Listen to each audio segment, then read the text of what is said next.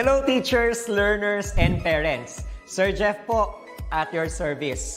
Alam nyo ba na meron tayong website na tinatawag na DepEd Commons? Ang DepEd Commons ay binuo upang gawing accessible ang pagtuturo at pag-aaral dito sa ating bansa gamit lamang ang inyong mga smart devices gaya ng cellphones, tablets, at computers. Dito ay maaari nating ma-access ang iba't ibang learning materials mula sa Department of Education. Meron itong mga interactive materials, electronic self-learning modules, at instructional video lessons mula sa DepEd TV na tiyak na makatutulong sa pag-aaral ng mga mag-aaral galing ka man sa public o private school. Walang problema dahil welcome ang lahat dito. Para ito sa mga guro, magulang at mga mag-aaral mula sa kinder hanggang grade 12, alternative learning system o ALS, at pati na rin ang special education. At huwag kang mag-alala dahil kahit walang load ay maaari mong ma-access ang mga learning materials. Tama! Libre ito. Ang kailangan mo lamang gawin ay i-on ang iyong data at buksan lamang ang iyong browser at i-type ang commons.deped.gov.ph. Alam na ba ng iyong mga kasamahang guro o mag-aral ang tungkol sa DepEd Commons? I-share mo na ang video na ito upang matuto rin sila kung paano gagamitin ang DepEd Commons sa mabilis at napakadaling paraan. Muli, ito po si Sir Jeff at kita-kits po tayo sa DepEd Commons. Paalam!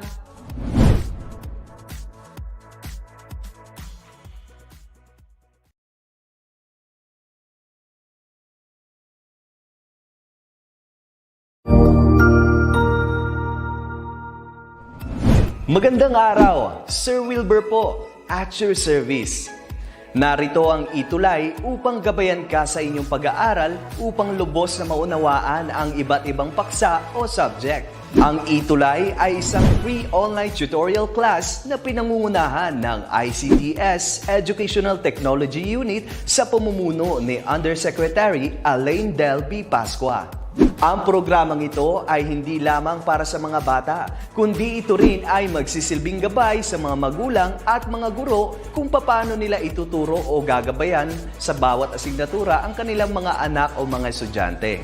Sa kasalukuyan, ang self-learning module mula sa rehiyon ng Calabarzon at kilala sa tawag na pivot ang ginagamit sa ating ETUlay online class. Kaya ano pang hinihintay ninyo? Ihanda na ang inyong mga ballpen o lapis, papel o kwaderno at samahan kaming itulay ang pagkatuto para sa bawat batang Pilipino.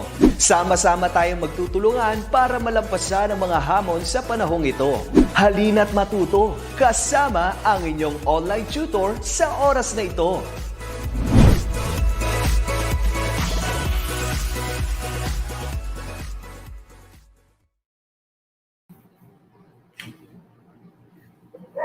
Ayan! Hello sa inyo mga estudyante, mga guro, at mga magulang. Magandang hapon sa inyong lahat. I hope you're having fun. You already took your lunch. At handa na po tayo sa ating tatalakayin ngayong hapon na ito. Okay, so welcome po tayo sa ating ETUlay online tutorial. Hatid sa inyo ng Department of Education ng Educational Technology Unit. Hello po sa lahat. Okay, so I would like to, before we begin, would like to shout out. Okay, ang pinakaunang nag-comment from our live viewers, si Shireen Zay Miguel. Hello po, watching from Sangbay Integrated School. SDO Quirino. Yan, naligay ako, sorry. Okay, sige. So simulan na natin ang ating talakayan. By the way, I would like to say hi and hello to all my ETUlay babies. Hello sa inyong mga grade 7 learners from the different divisions all over the country. Yes, all over the country po tayo. Not only, I think this is a worldwide, ETUlay online tutorial. So, hindi lamang sa Philippines, kundi sa ibang bansa din na nanonood ngayong hapon na ito. Simulan na natin. By the way, sa mga bago pa at hindi pa nakakilala sa akin, ako nga pala ang inyong bibang-bibang Tutor Roger. It's every Monday, Science Grade 7.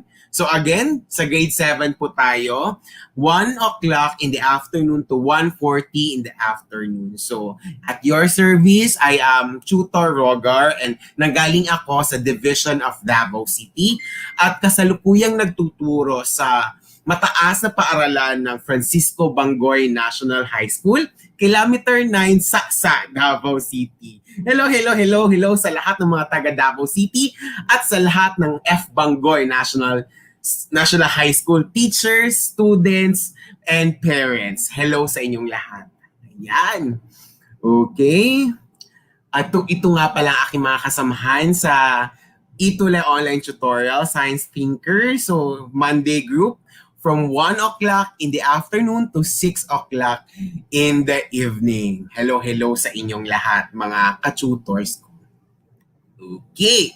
So, ano nga bang ating tatalakay ngayon? Okay, so ngayon ay nasa quarter 4 na and week 4. And we will talk about what we call the atmosphere, but I think that atmosphere title is kahapon last week lang yan. Okay, so our topic talaga for this is all about the different typhoons. Yan. So, but before we going to talk about it, let's have I'm going to introduce to you our ETUlay Chuties of the week. So, I've chosen personally these 2 chuties. Yan. So, sina Joshua Pasion at Diane Lee Simon Balagaw. Ayun. So, let me read the output of Joshua. Sabi niya, hello everyone, I am Joshua Pasion from Lalio National High School, SDO Cagayan, Region 2. Wow. Today, I have learned how energy from the sun interacts with the layers of the atmosphere. I also learned the different types of atmospheres, troposphere, stratosphere, mesosphere, thermosphere, and exosphere. How to identify the layers of the atmosphere, differentiate the layers of the atmosphere based on variation of temperature, and explain the significance of the layers and the boundaries between them. Thank you, Tutor Roger Garcia, for teaching us this lesson or session. I learned so many ETUlay or many lessons today. #ETUlay, #Science7, #Science Tutor Roger. To Diane naman, hello everyone, I am Diane Lee S. Balagaw, a grade 7 student from QP's National High School, Northern District Division of Apayao. I learned that the atmosphere is comprised of layers based on the temperatures. Okay, so she defined each layers. Yun. So thank you so much. Congratulations, Joshua and Diane. Yan. Okay. Now let's proceed to our topic. Okay. But please don't forget to share our platform, our social media platforms wherein ETUlay tutorial online is going on. Yan. So this is our competency for this afternoon. We have to differentiate phenomena that occur in the atmosphere. Okay, so dyan tayo magfo-focus. And we have 3 objectives, 2 objectives. Number 1 is to account for the occurrences of sea breeze, land breeze, monsoons, and intertropical convergence zone. And number 2 is to explain the impacts of these phenomena to Filipinos' way of life. So we're going to talk about more on the occurrences, the typhoons that here in the Philippines happen. Okay? And then ano kaya ang epekto nito sa atin? Sa ating mga farmers, sa ating mga fish folks, at kahit sino. Okay. So are you ready? Ready na ba? Okay, I think we're all set and ready. Ayun, thank you so much sa inyong mga pag-greetings. Okay, hello Zane. Hello po, Francis Mariel, Inchay, Jacob. Okay. Yan. Ma'am Jessica, hello din. Okay. So let's answer the let us try. Okay. So number one, let's see if you have a prior knowledge of this topic. Okay. So don't forget to bring your, any paper could do. Okay. Paper so that you could have, you could answer and also bring your module the same time para sabay-sabay tayong matuto. Okay, so number one, which of the following best explains ITCZ? Okay, A, the zone where warm air rises. B, the zone where cold fronts form in the equator. C, the zone where the west winds meet the subtropical high pressure belt. Or letter D, the zone where the winds from the northern hemisphere and southern hemisphere meet. Okay, what's your answer? Wow, Joshua, our ETUlay Shooty of the week, answered letter D. Also, Cedric answered letter D. Luke answered letter D. Sin if is answered letter D. Sherwina D. All of you answered letter D. Let's see if it's letter D. Very good. Isang bagsak para sa inyo. Yan. Number 2. Which of the following heats up faster? Land or water? Yun. So number 2, which of the following heats up faster? Is it the land or water? A, land heats up faster than water. B, water heats up faster than land. C, both land and water warm up at the same rate. Or letter D, rate of warming varies depending on weather conditions and climate. Okay, let's see your answers. Ayun, ang daming sumasagot. Maraming salamat. So let's wait for your answer for number 2. Hala, ano kaya? Okay, ito, iba-iba na ang kanilang sagot. Okay, Luke answered A, Inchay C, Marnelli B.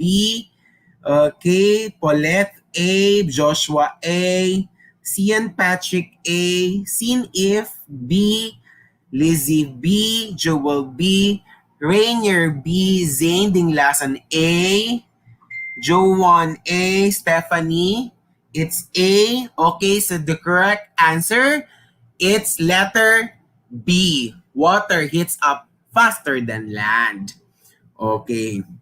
Number 3, what happens to the surrounding air when warm air rises? Okay, A, the surrounding air will move in all directions.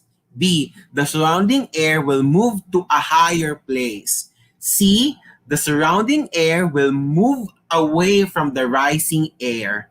Or letter D, the surrounding air will move towards the place where warm air is rising. Ayan.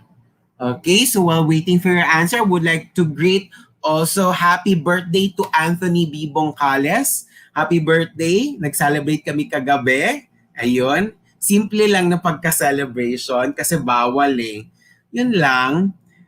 Okay, the answer for number 3 is letter D. Ayun, Marnelli got it right. Congratulations. Number 4, which of the following best differentiates sea breeze from land breeze? A, sea breeze and land breeze both happen in the day. Sea breeze and land breeze both happen in the night.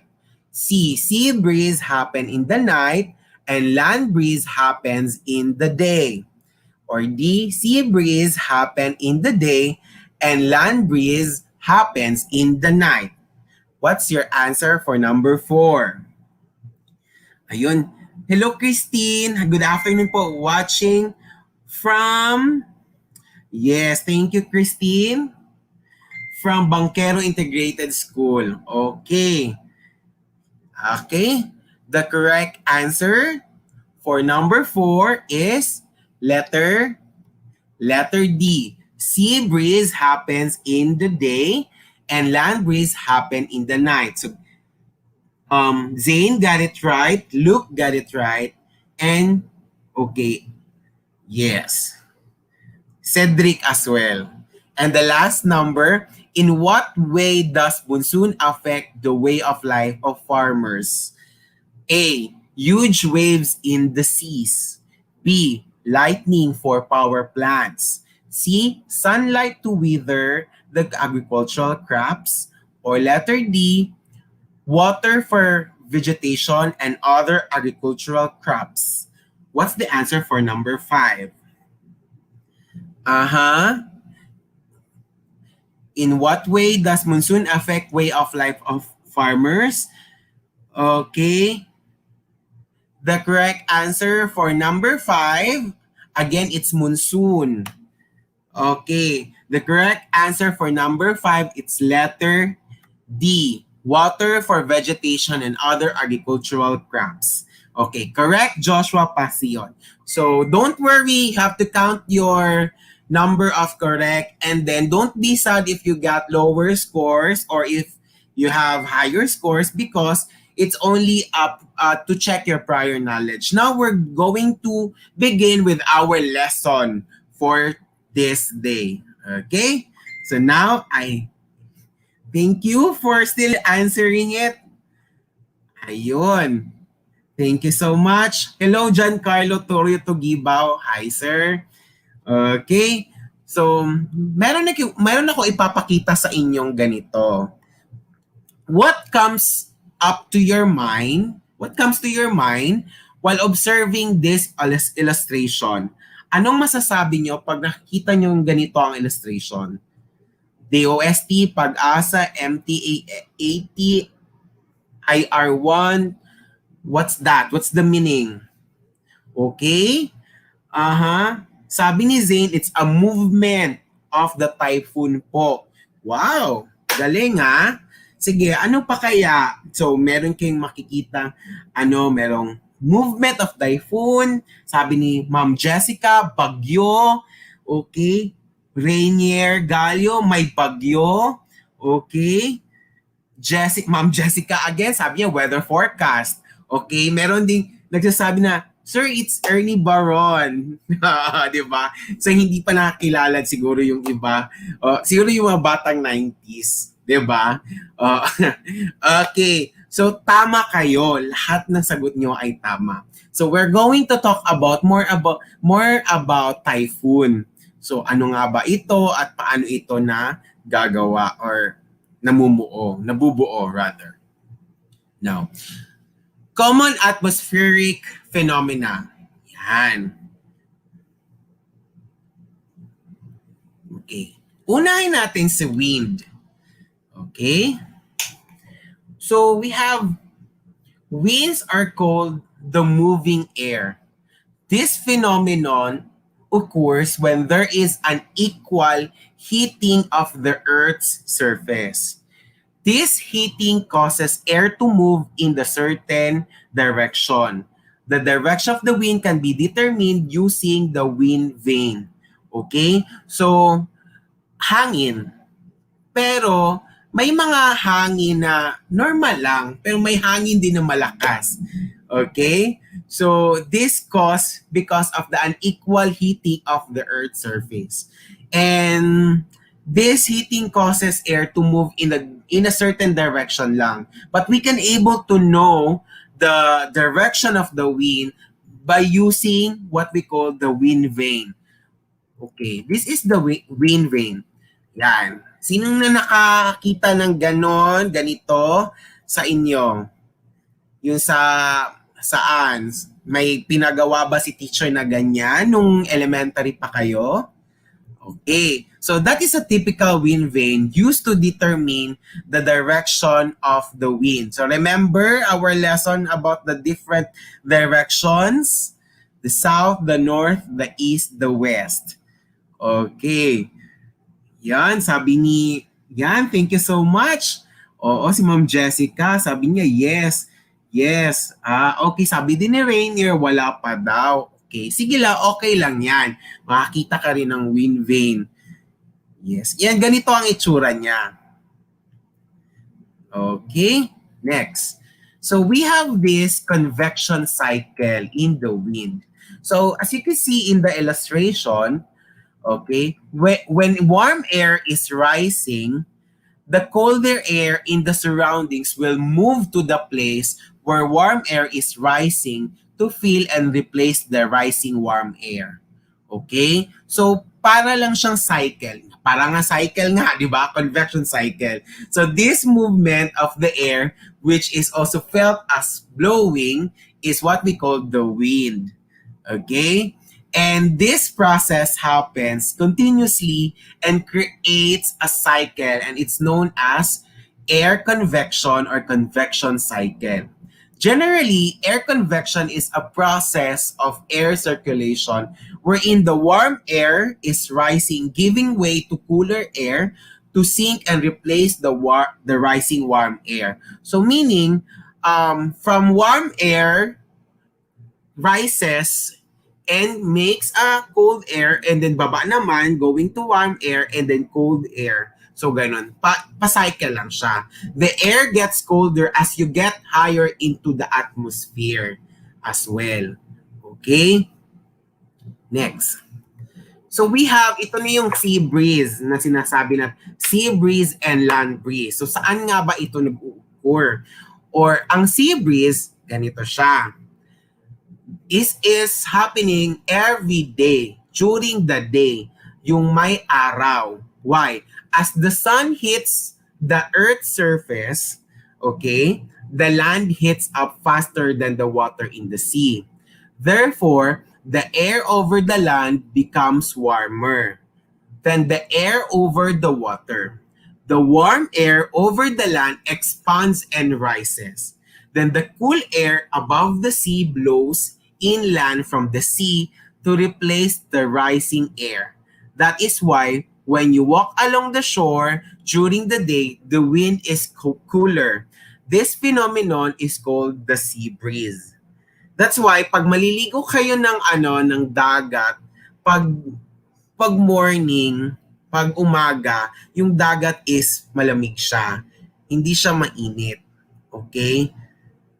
Ganon ang nangyayari. Let's read your according to ANSYS, your struggles will always be worth. Just remember that if things get worse, Oy, may ganon. Okay? Sorry, ANSYS. It's beyond the topic already. Okay? Thank you so much, Luke, para malaman yung lakas ng ulan. Okay. Next, we have the land breeze. Ayun. Land breeze naman at night when the sun has set and the land and sea will cool down. Okay, so wala na araw kaya cool down na lahat. Yung land at saka yung dagat. However, the land will lose heat and cool down faster than the water in the sea. Okay, thus the sea will stay warm longer this time. Since the sea now is warmer than the land, the air above the sea is also warming, causing it to rise. The air from the land will then move out to the sea to replace rising air. Therefore, when you have your night swimming, the sea water is warm, diba? But when you will be out of the water, you will feel too cold. So this phenomenon is called land breeze. So always remember that sea breeze is during daytime and land breeze is during nighttime. Okay? So sino na dito nakapag-experience na ng night swimming? 'Di ba? Mas masarap maligo pag night swimming kasi hindi siya masyadong malamig sa dagat. Pero pag ikaw ay ahon na is parang malamig siya. Yun. Okay. So now let's go to low pressure area. So ano nga bang ibig sabihin ng low pressure area? Okay? Sige. Thank you so much. Ayan, ang dami nakapag-share na nakaligo na ng night swimming. Okay. Thank you. Ayun, salamat Joshua, Zane, Rainier, Luke, Sean. Okay. Now, let's talk about the low pressure area. The area where the warm air rises are called the low pressure area. Pag sinabi namang high pressure area, the area where the cool air sinks, since it is denser than the warm air, is called the higher pressure area. Okay, so take note, the movement of the air is always from the high pressure area to the low pressure area. So ganyan ang movement ng air natin. It's from the higher to lower pressure area. And take note na pag sinasabi nating LPA or low pressure area, it's not necessarily a typhoon right away. Hindi pa po yan siya typhoon. But it's an indication of rainfall due to greater accumulation of water vapor in the atmosphere brought by the rising warm air. Diba? Remember, because of the heat of the sun, meron tayong tinatawag sa water cycle na evaporation, 'di ba? And the warm air will goes up to create what? Okay? To have the accumulation of water vapor sa clouds and to condense. And then that's the reason why na sinasabi ng mga parents natin na or sino na ang init ngayong umaga, baka uulan mamaya. Oo. So meaning, kadalasan ay umuulan talaga dahil sa sobrang init. Okay? Yan, sabi ni Giancarlo, ang LPA po ay hindi pa bagyo. Magiging bagyo pa lang po pag lumalakas. Okay, sige. Thank you, Giancarlo, sa sharing mo. Ayun. So, pag sinasabing low pressure area, hindi pa po ito bagyo. Take note of that. Sabi ni Sean, sana sir, uulan dito sa Lalio. Bakit mainit ba dyan, Sean? Oo, mainit ba masyado kaya gusto mo ng ulan? Yun. Sige. Proceed. Now, let's talk about monsoon. Monsoon is a land and sea breeze can occur over a wider area. So that's monsoon. Sea and land breezes over a large region which changes direction with the seasons. Okay, so si monsoons are wind systems which are usually accompanied by heavy rainfall which greatly affects our country.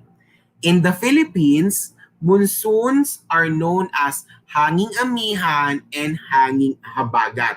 So ano nga ba ang pagkakaiba pag sinabing hanging amihan o hanging habagat? So let's see and let's learn. Okay. I differentiate hanging amihan and hanging habagat. Okay, si hanging amihan or also known as the northeast monsoon is a wind system experienced by Filipinos during colder months. Yun. From December to February. Okay. The wind during this time blows from the higher pressure area in the Asian continent to the lower pressure area south of the Philippines.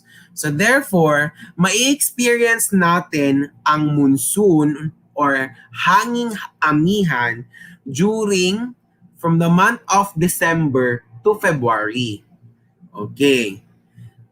Si hanging habagat naman or habagat or known as the southwest monsoon is a wind system wherein the wind will move from the higher pressure area in Australia, okay, to the low pressure area in the Asian continent. This happens during the warmer months around June to November. Ayun. So you might ever experience or we might ever experience hanging habagat during this month. Okay? Because it's already June and it's June to November. Okay, remember that southwest monsoon or hanging habagat brings more rain than the northeast monsoon or hanging amihan. Kaya mas napapansin ninyo na every December to February ay rainy season. Oo, mas maulan compare sa June to November because that is hanging habagat. Okay? So that's the differentiation of hanging amihan and hanging habagat. Okay? Now, ito rin, mas madalas ko tong naririnig din itong intertropical convergence zone. Ano nga ba ito? Okay. Pag sinasabi natin ITCZ, ayon, or the intertropical convergence zone, it is the place where winds in the area near the equator meet or converge. Okay? So, hindi pa po ito bagyo. At ito ay isang area near the equator meet or converge. Ayun, I would like to to read some of the comments. Sabi ni Ma'am Jessie, cold season ang northeast compare sa southwest. More on wet and dry season. Yes, thank you Ma'am Jessica. Sabi din ni John, it's kahit sir umulan sir, ang init-init pa rin po sir. Yes. Okay, thank you for your sharing. Sabi ni Ansi, sobrang init, kailangan po ng ice. Okay. Thank you. Sige. Sabi ni Zane, okay, usually near in the Pacific Ocean ang form po sila. Correct. Galing sa ITCZ. So now, in this region, the air from the northern hemisphere and the air from southern hemisphere come together. Yun, so magmi-meet sila doon. Saan sila magmi-meet? Okay, ayun. So nakita nyo yung picture. Yan, ITCZ or the convergence is the place where the wind and in the tropical areas meet or converge. Accumulated warm air is rising in the ITCZ will eventually form into clouds and develop further into rains and thunderstorms. Ayun. And then, that's why here in the Philippines, we are greatly affected by this phenomenon due to its location in the tropics just above the equator, right? And we know that in the Philippines, we are near in the equator. So that's why, and then we are also near in the Pacific Ocean. At the eastern part of the Philippines largely contributed to the evaporation of water vapor because this water vapor form the clouds which bring rains and thunderstorms, specifically in Pacific Ocean that we are near. Kaya yung bagyo sa atin talaga napupunta. Ayun, from A to Z. Ayun, so kailangan talaga tayong mag-ingat palagi at kung walang gagawin at walang importanteng lakad, just stay at home and be safe. Diba? Oo. Sabi din ni Ma'am Jessica, that's the reason bakit wala tayong snow season. Correct. Kasi we are near in the equator and, diba, and we have a tropical seasons. We have only the rainy season and the dry season. Okay? So, kayo ba? Gusto nyo bang magkaroon ng snow dito sa Philippines? Medyo,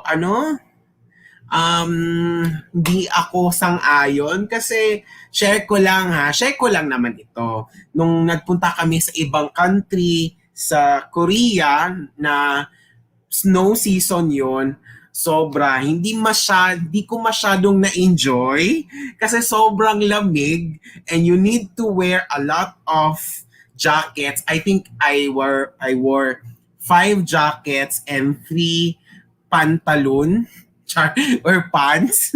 Ayun. Grabe, sobrang lamig and hindi masyadong okay. Kaya pasalamat na lang din tayo na ganito ang weather natin sa Philippines. Okay, hello to Ma'am. Hello, Ma'am Lady Diasis, my mama in our school. Hello po. Thank you for watching. Ayun. Anyways, so we have to be happy na lang na ito lang yung phenomenon natin. Pero we have to pray as well kasi grabe ang pagbaha. Yun. Grabe ang ang mga sakuna nangyayari dahil sa baha. Right?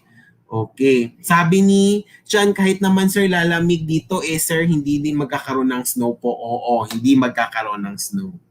Okay. Ayun. Sabi ni Ma'am Jessica, it's a no. Ayun, tama. Sabi naman din ng ibang students, gusto nilang magka-snow. Gawa na lang tayo ng artificial snow. Okay? Ayun. Now, let's talk about the impacts of this phenomena to Filipinos, which are we really affected. We have two impacts. It could be positive, it could be negative. Now, let's talk about the positive impact for us. In monsoon, it makes farmers happy as there is an abundant water supply in irrigations for farmer crops. Diba? So, wow, ang daming tubig kasi umuulan, ganito. So, happy. Pero yung negative impact naman is monsoons make fisher folks unhappy as huge waves and heavy rainfall hamper their livelihood. So kawawa naman din yung mga farmer, yung mga fisher folks kasi umuulan tapos yung bagyo at saka yung dagat is malakas yung alon. Kaya kawawa. At saka ITCZ affects Filipinos because of its accompanying rainfall and thunderstorms. Ayun din. Kasi nga namumuo na doon. And this is a natural phenomena. Okay? So walang may gusto nito. This is natural. Okay? The Pag-asa or the Philippine Atmospheric Geophysical Astronomical Services Administration also warned the affected areas of the possible flash floods and landslides due to excessive rain brought by the ITCZ and the low pressure area. Yun. Kaya here in Mindanao as well is marami din ang pagbaha at nakakasad din kasi yun maraming nakakamatay din kasi 'di ba?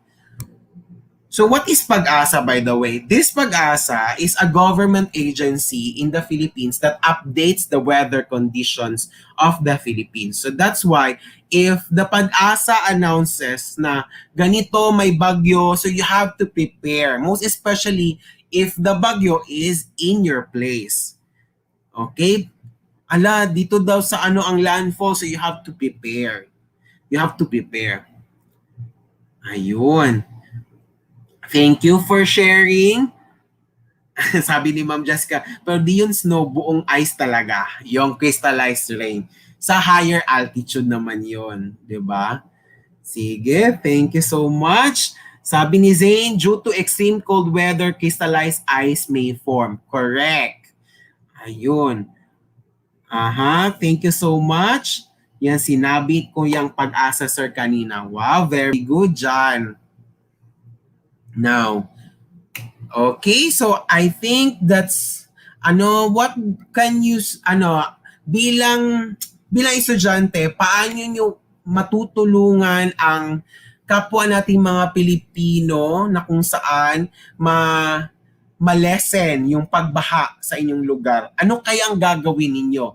Kindly chat on the box, okay? In your chat box para ma-share natin. Kasi yung pagbaha, pwede natin yun maagapan. Ang pag-ulan ay hindi. Pero yung pagbaha, pwede pa tayo, may magagawa pa tayo. Ano kayang pwede nating gawin dyan? Okay? Pwede kayong mag-comment at babasahin ko ang inyong comments. Okay, sabi ni Judd Ayan Aguliana, Pag-asa means Philippines at Atmospheric Geophysical Service Administration. Okay, thank you. Sabi ni Lizery, magtanim po ng puno. Okay, sabi ni Inchay, manood ng news.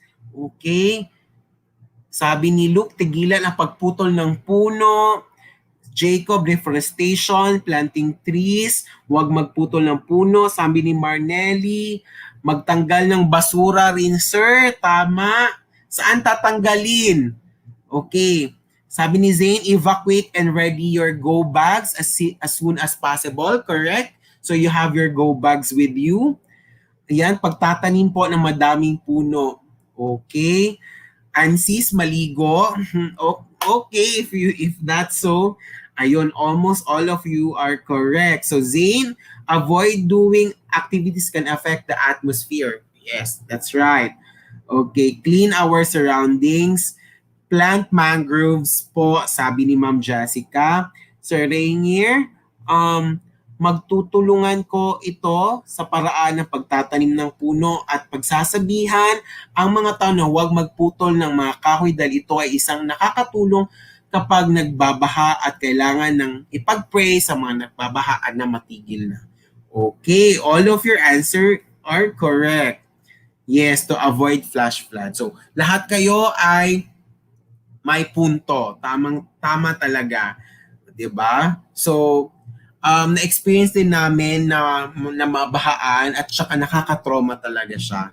Kaya I hope that we are all safe in this time of pandemic as well kasi nakakalungkot na mangyayari talaga ang mga ganitong pangyayari lalo na yung pagbaha. Okay? Yes. Thank you so much. Ang galing-galing nyo naman. Now, this time, let's have our quiz. Okay. So, what are the two types of monsoon in the Philippines? A. Amihan and Habagat. B. Amihan and Northeast monsoons. C. Habagat and Southwest monsoon. D. Northwest and Southeast monsoons. What's your answer? Yon. May biglang pag-quiz agad, no? Pasensya na. Okay. So, the correct answer is letter A. Amihan and Habagat. Very good.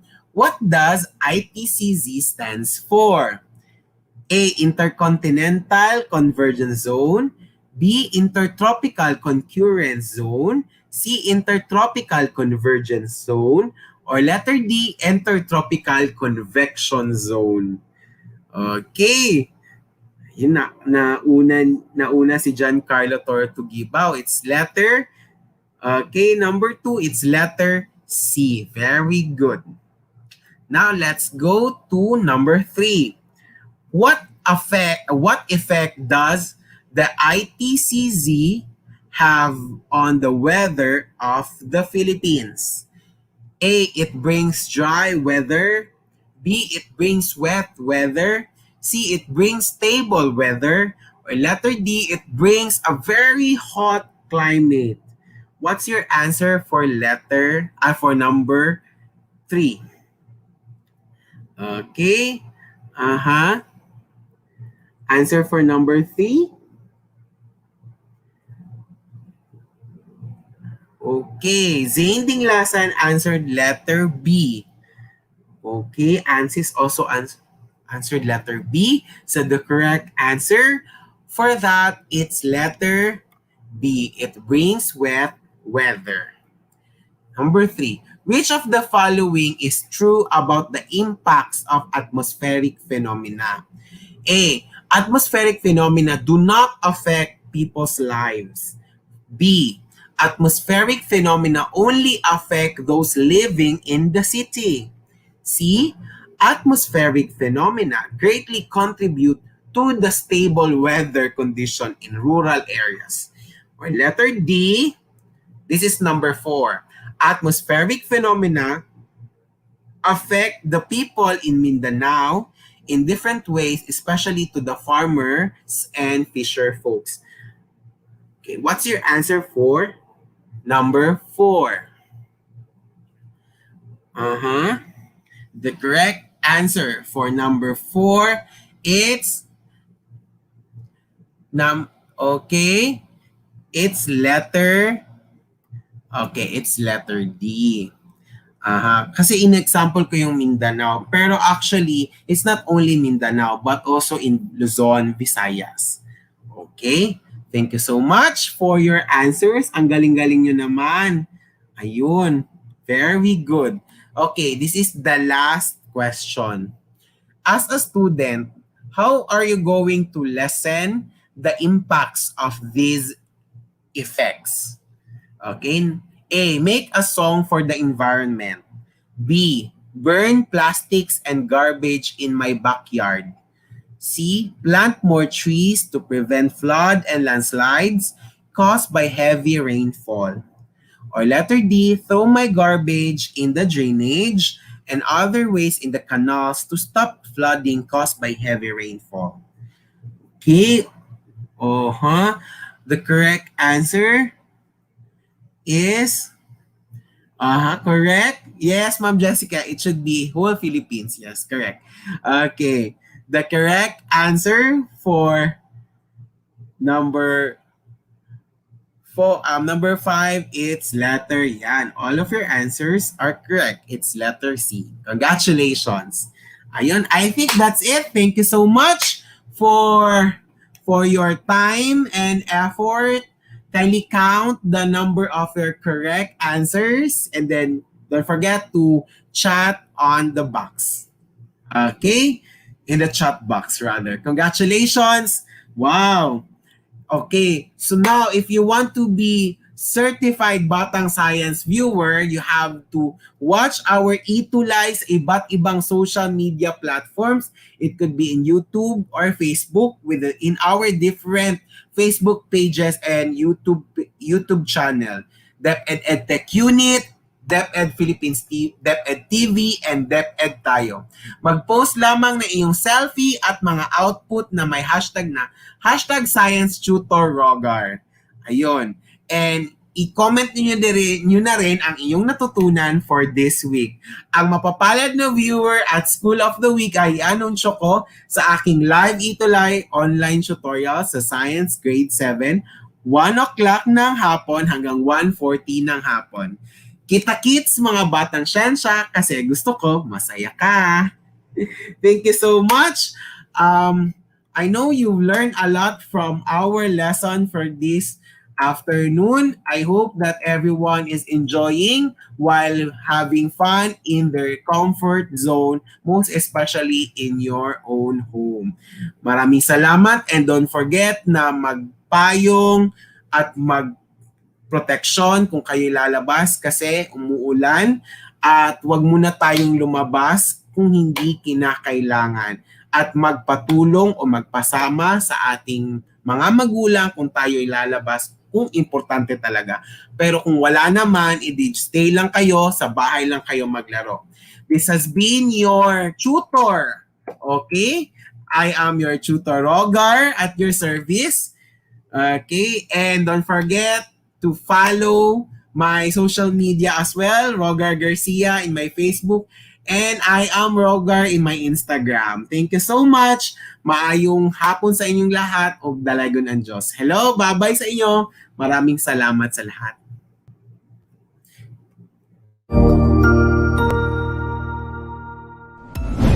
Sigurado ako na marami ka na namang natutuhan sa ating ETUlay tutorial session ngayong araw. Tandaan, ito ay hindi lamang para sa ating mga mag-aaral, kundi pati rin sa ating mga minamahal na guro at mga magulang na kaagapay natin para maituloy ang pagkatuto sa kabila ng nararanasang pandemya. Patuloy ding sumubaybay sa DepEd TV para sa mga araling ginawang video episodes. Mapapanood ito mula Lunes hanggang Sabado, alas 7 ng umaga hanggang alas 7 ng gabi sa inyong mga telebisyon. Abangan bukas mula 1:00 ng tanghali ang iba pang aralin sa ating ETUlay free online tutorial session sa English. I-like and subscribe at manatiling nakasubaybay sa ating ETUlay tutorial session sa DepEd Edtech Unit FB page at Educational Technology Unit channel sa YouTube at sa DepEd Tayo at DepEd Philippines social media accounts. Paalam!